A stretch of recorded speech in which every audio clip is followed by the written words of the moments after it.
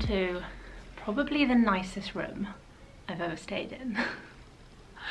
And I'm so happy to be in Paris. I will admit I was a little bit nervous before I came here because I have a lot to do in the space of like 24 hours, and sometimes if I put too much pressure on myself with like content and stuff, I kind of freak out and then feel like I can't crack on. But the moment I stepped off the Eurostar, I was just like smiling. I won't get a cab, I'll walk to the hotel. It's like a 25-minute walk with my case, but how easy is it to romanticize Paris?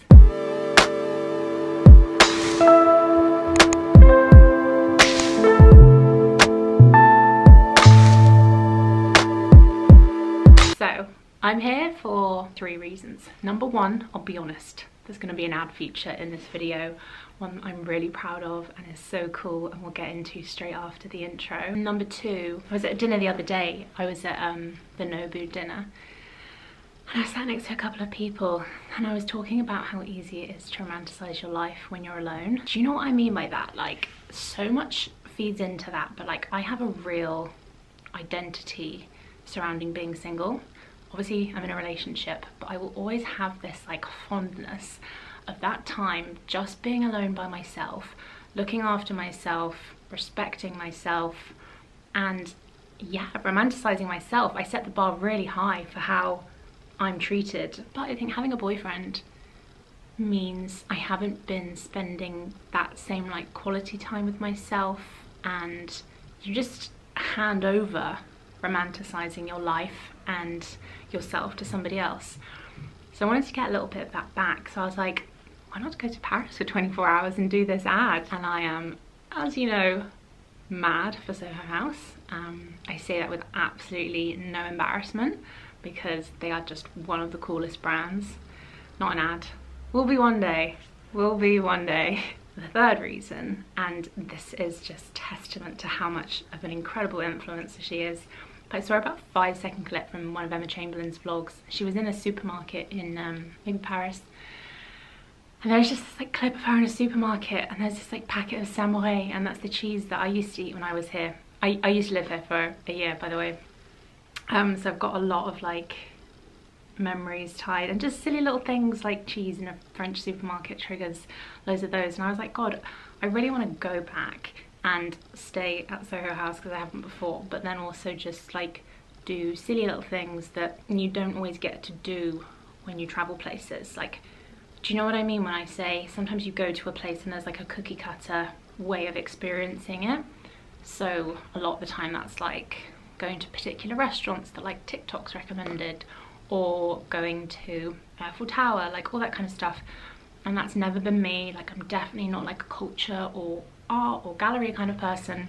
I'm not culture vulture, but there are little things, like weird little things that I like to do when I'm here. So I'm gonna go back to some old haunts. I'm gonna go back and see the apartment that I used to be a nanny in, and like the park that I spent all of my time in because it was next to where I live. I haven't been back there since. It's a decade later. So to be back here feels weird. Good weird. I'm really excited. I'm feeling very romanticized. And I like the idea of romancing yourself when you're single, but definitely when you're in a relationship as well, because I think you just kind of forget that little part of yourself, don't you? Would be helpful if I showed you the room a little bit, wouldn't it? Here's the bed. Really beautiful. Huge mirror. I hate this camera when there's direct light. Minibar, seating area, and then through here I'm using this as like a tripod. The most beautiful bathroom, and there's a sneak peek of who I will be speaking about now.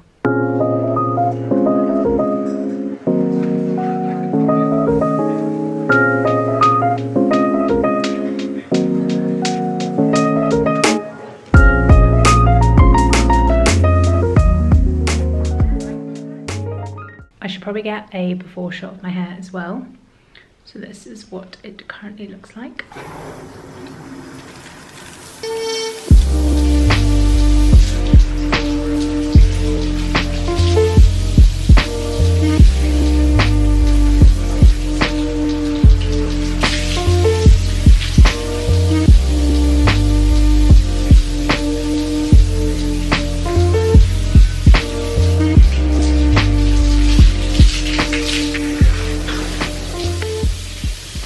that shower was so necessary. I have an ad now with Christophe Robin, which is so exciting because they're French and they're a hair care brand, and I've used them for about 6 months now and they're really great. We're going to do a focus on their volume range.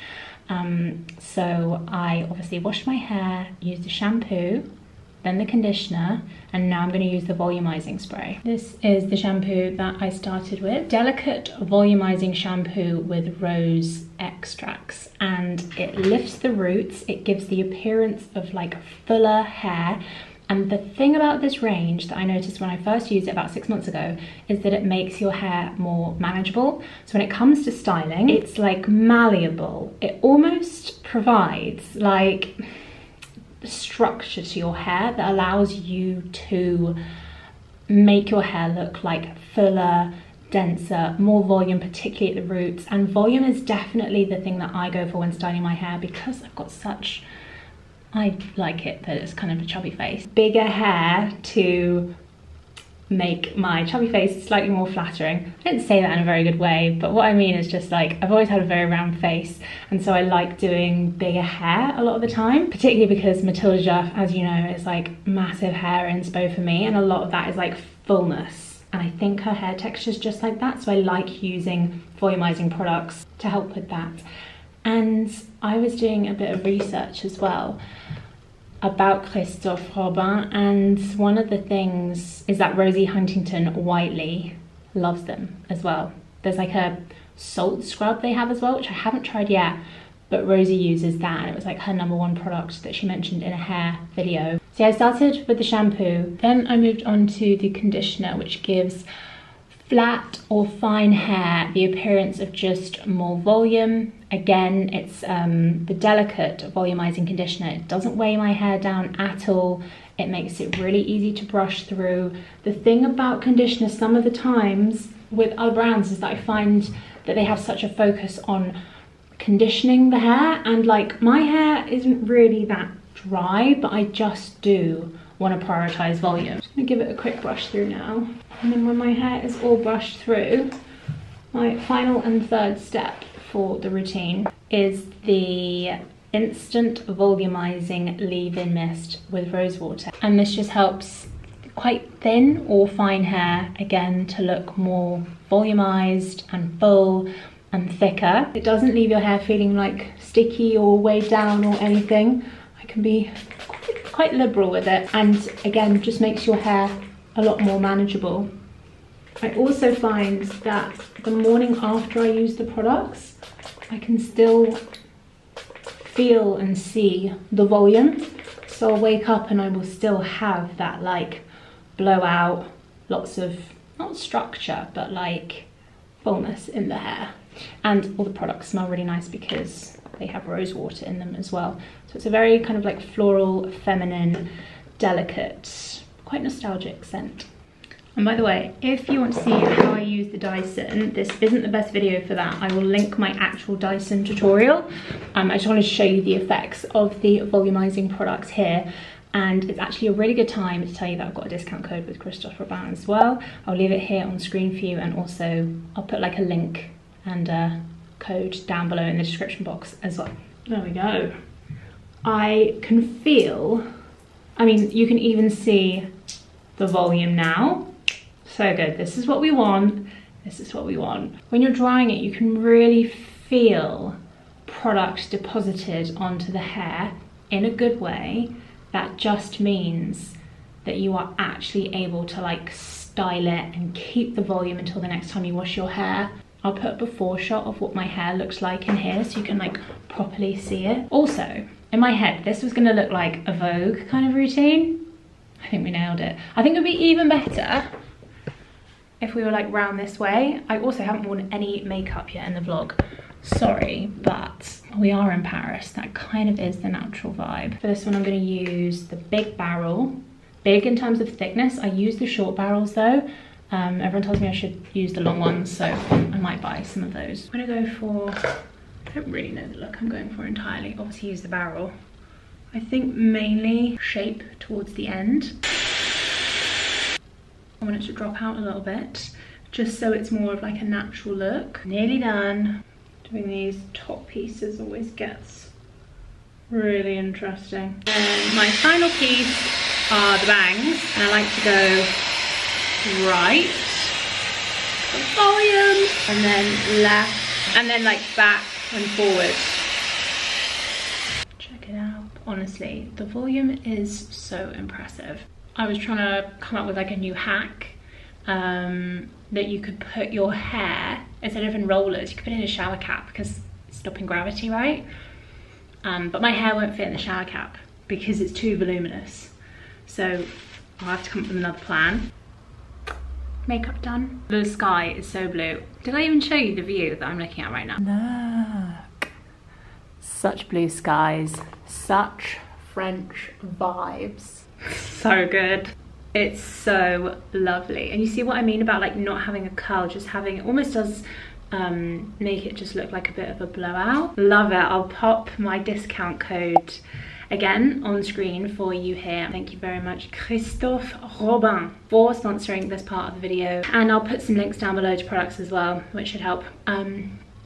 Yeah, now on with the rest of the vlog. Oh guys, oh, I'm knackered. I didn't eat breakfast because I was like, I'll have it on the Eurostar, and on the Eurostar I only had a tiny bit of couscous and spread. By the way, I'm not going vegan for the trip. I'm so excited about it, so I'm gonna have dairy.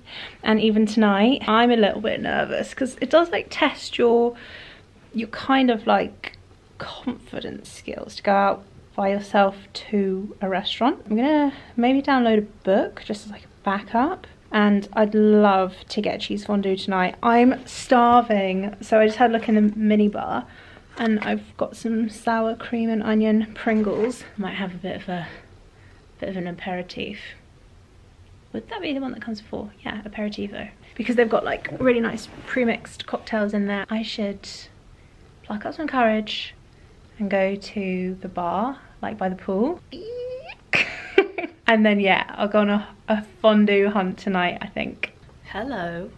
Good job. I didn't go to the bar just yet because a man came around on a trolley and I had my longest French conversation since I got here. I can't speak French. Yeah, he made me a dirty, I think this is a dry martini actually. It's just alcohol, isn't it?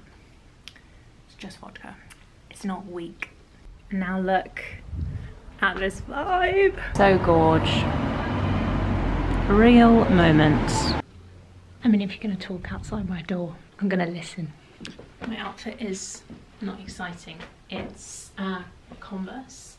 The trousers I wore today sold out H&M last year. Praying they come back in stock. They're the item in my wardrobe that, considering its price, has the highest value. And my little Where's Mollie top. This is from Naked Fashion. I was watching one of the, oh God, what's their name? Top Drawer. And the restaurant that they went to, which is like a cheese fondue specific restaurant, I think it's called like the Fondue Reserve or something like that. It's nearby, really nearby, but I saw it on their vlog, and thank God I did see it on their vlog because it's quite like a party atmosphere. But if you're in Paris and you want fondue, go to Fondue Reserve because it looks so cool. I'm gonna go for something a little bit more low-key.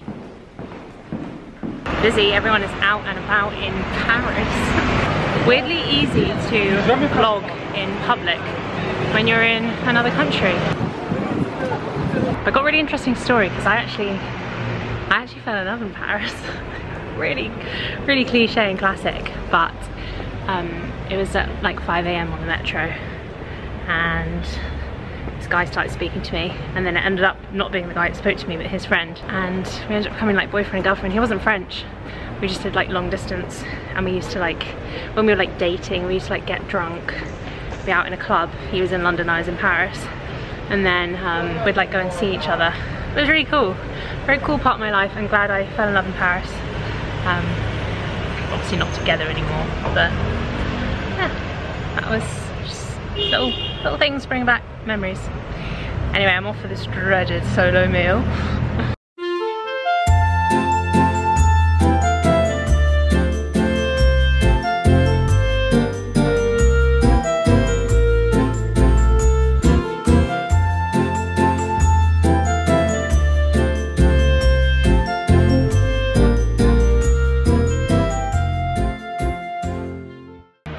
sandwich dinner. It was as weird as it looked. So much cigarette smoke, probably stink. Laundromat, cool. I used to clean my clothes in there. Christina Aguilera was playing, so I couldn't speak. Probably the worst fondue I've ever had, but thinking about it, I've only ever had terrific fondues. And I'm just going for a walk, so I'm gonna try and get up to 10,000 steps, go back, call A, who I miss very much because he's been in Manchester all week. And I was like, you didn't tell me that you were going away for 4 days. He's like, I did. And I was like, well, I don't think you did, and that's kind of annoying now because I'm missing you even before I go away. I'm supposed to go away and be the cool one. But yeah, I'm gonna get 10k steps and then head back to the hotel.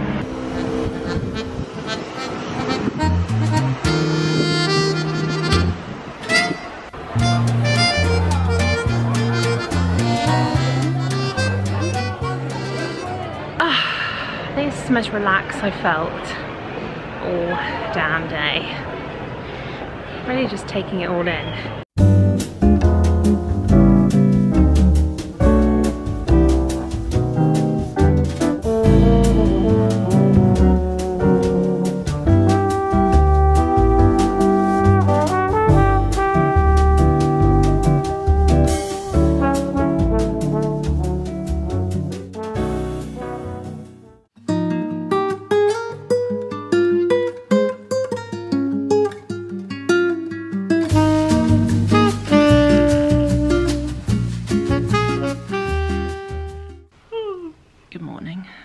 Volume's still there, very much so. I slept alright, not the best, not the worst. I really recommend this hotel.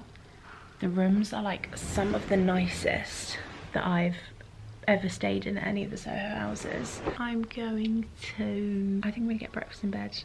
Yeah, because I can check out here at 12, but I'm really looking forward to seeing A later. It's been like 5 nights away, which is really long for us. When I went to Mykonos, I think I was away for like 5 days, and that was the longest we'd ever spent apart since moving in together. But yeah, I'm gonna order room service in a little bit and have a nice breakfast. Bonjour, puis-je commander un petit déjeuner? Qui je vais prendre eggs royale et oat milk, flat white. Merci beaucoup, à bientôt. Phew.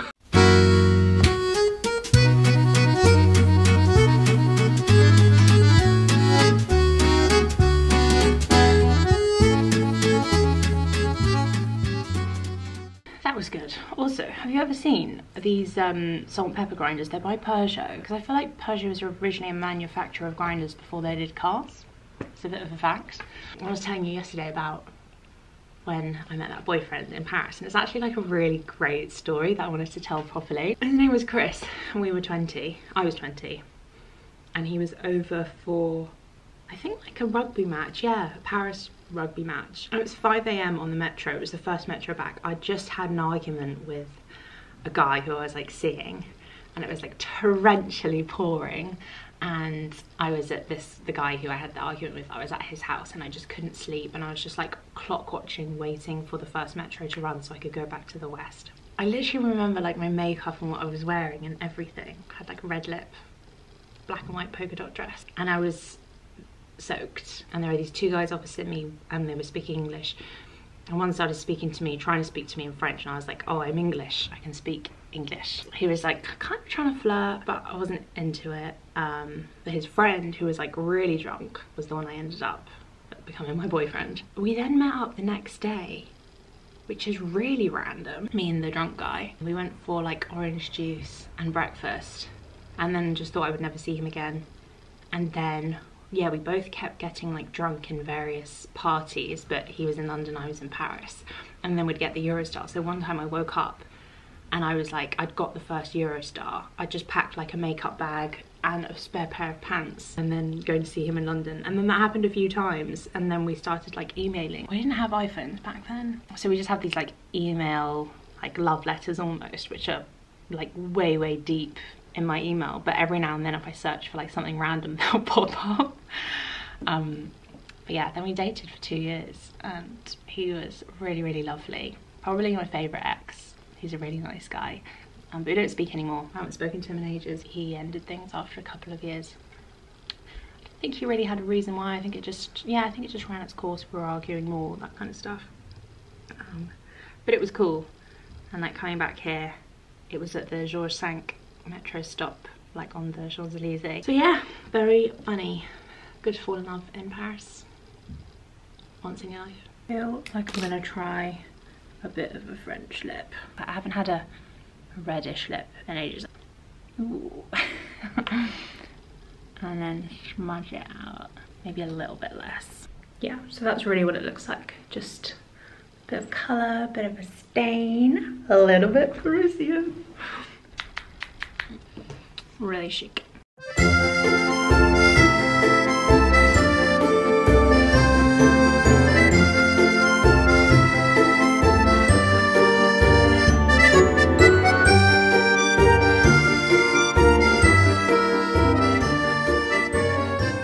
I think I'm nearly there. Really lovely walk, trying not to get mugged, taking real content, taking pictures, navigating, listening to music, romanticising life, etc. I want to say that I'm gonna start like recognising places, but they all look the same. I think my favourite part is the architecture, just because like the minute you're here, it's the first thing that you see, and it's just so synonymous with Paris.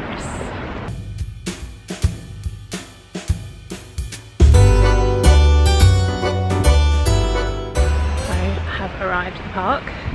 It's so beautiful. Work up an appetite because then I can go to the bakery. And that bakery is like kind of important for me because it's definitely one of the reasons that I put on so much weight when I was in Paris. And then how I got into plus size modelling and basically how I got into social media. So I'm very grateful for that bakery.